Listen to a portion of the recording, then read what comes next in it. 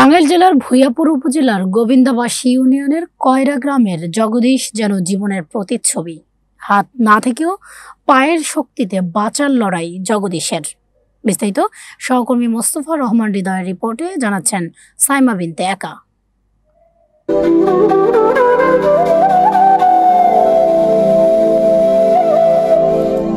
টাঙ্গাইল জেলার ভূঞাপুর উপজেলা গোবিন্দাসী ইউনিয়নের কয়রা গ্রামের জগদীশ যেন জীবনের প্রতিচ্ছবি। প্রবাদে আছে, ইচ্ছা থাকলে উপায় হয়। সেই প্রবাদ কি সত্যি করে চলেছেন তিনি।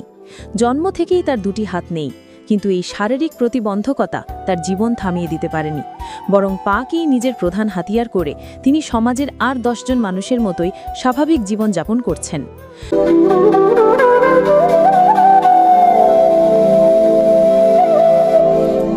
জগদীশের কাছে তার দুটি পা কেবল চলার মাধ্যম নয়, বরং সেটাই তার দুটি হাত। দৈনন্দিন জীবনের সব কাজ তিনি এই পা ব্যবহার করেই দক্ষতার সঙ্গে সম্পন্ন করেন। সকালে ঘুম থেকে ওঠা থেকে শুরু করে দাঁত মাজা, খাওয়া দাওয়া, নিজের পরিধেয় পোশাক পরা, প্রতিটি কাজই তিনি সারেন তার পায়ের সূক্ষ্ম ব্যবহারে।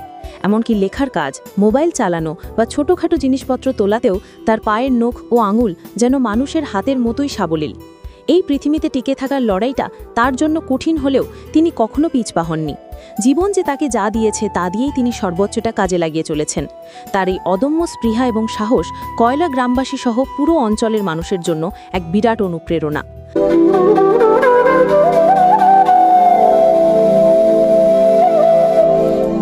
হাত না থাকলেও যে পা দিয়ে সব কাজ করা যায়, জগদীশ তা প্রমাণ করেছেন তার প্রতিদিনের জীবন দিয়ে।